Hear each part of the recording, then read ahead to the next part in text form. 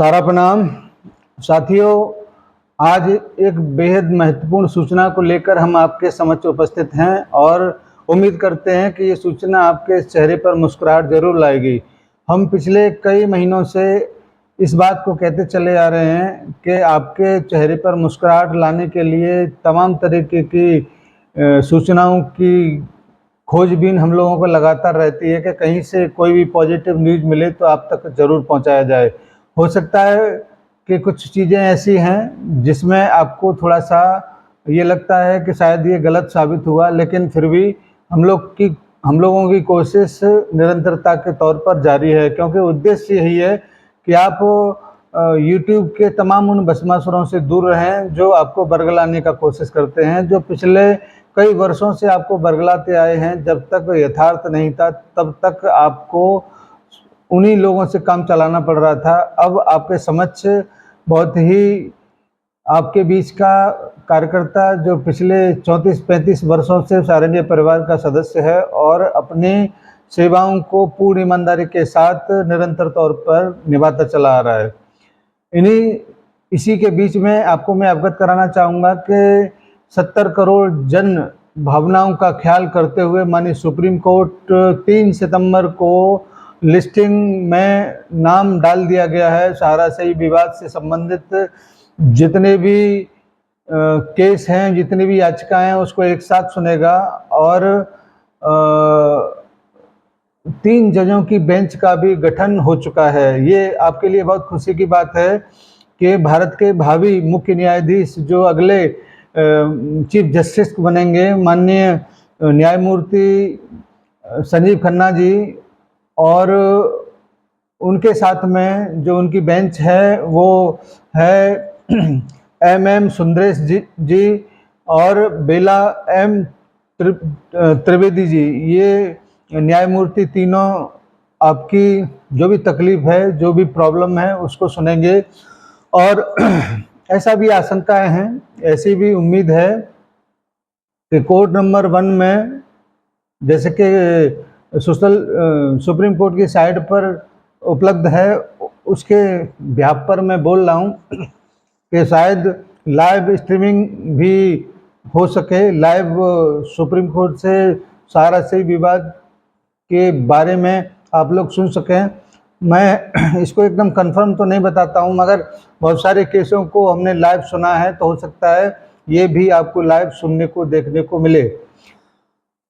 भले ही लाइव हो न हो, मगर जो कुछ भी हो वो 70 करोड़ देशवासियों की, 70 करोड़ पीड़ितों का भावनाओं का ध्यान में रखते हुए माननीय सुप्रीम कोर्ट इस बात के बारे में ज़रूर सोचेगा कि उनकी जो रोज़ की ज़रूरतमंद की जो आवश्यकताएं हैं, वो उनके जमा किए हुए धन से जो आज तक उनको मिला नहीं है, उसको प्राप्त करने में वो ज़रूर सहयोग करेंगे।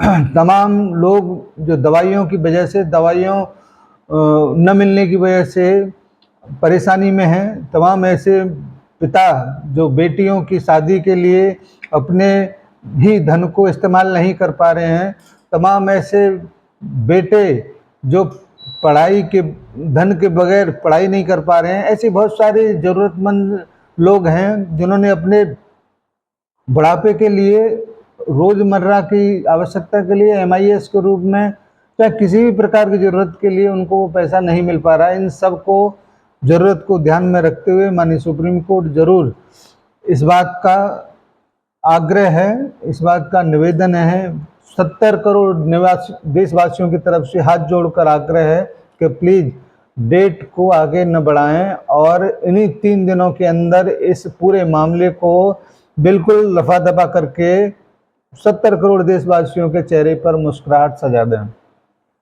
हम आपके जीवन भर आभारी रहेंगे।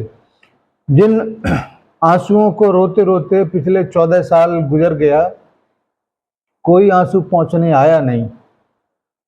राजनेता जितने भी थे, सबने अपने उल्लू सीधा किया है, सबने अपने मकसद से इस्तेमाल किया है इतने सारे लोगों को, और वोट बैंक की राजनीति को उसने बना दिया है। इन सारी चीज़ों के ऊपर अगर आप प्रतिबंध अगर लगाते हैं अपने डिसीजन से, तो ये 70 करोड़ देशवासियों के ऊपर बहुत बड़ा उपकार होगा, जिसको 70 करोड़ देशवासी कभी भूल नहीं पाएंगे।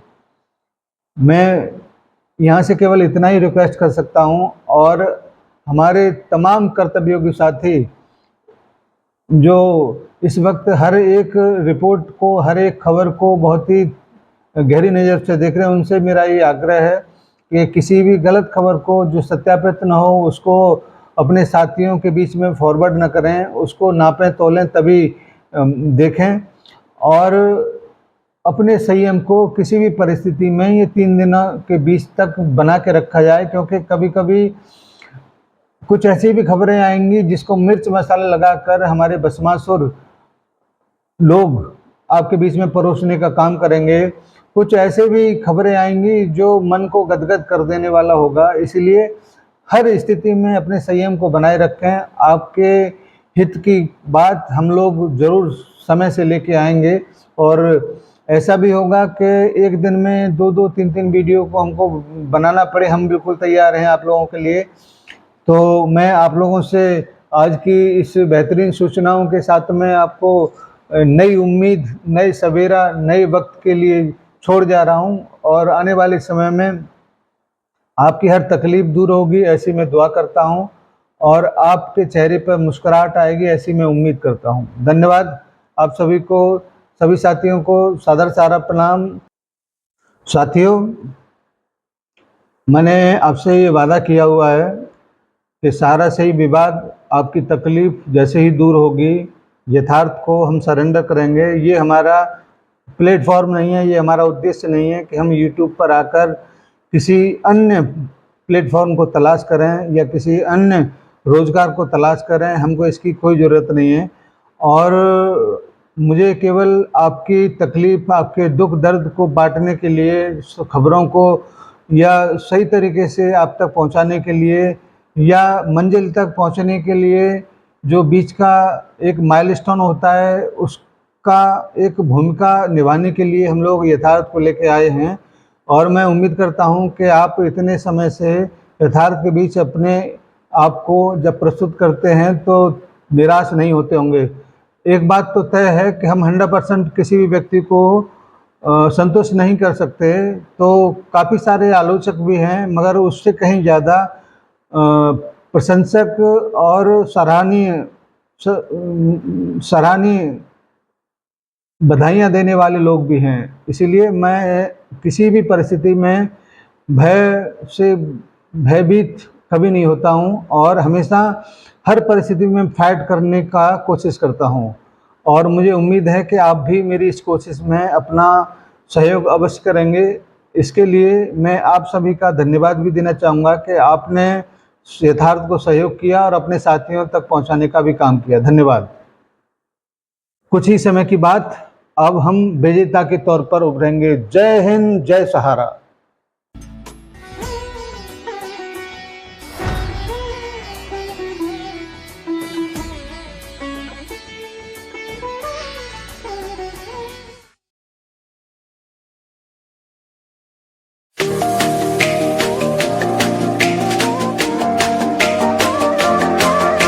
सहारा इंडिया परिवार, आत्मविश्वास की ताकत।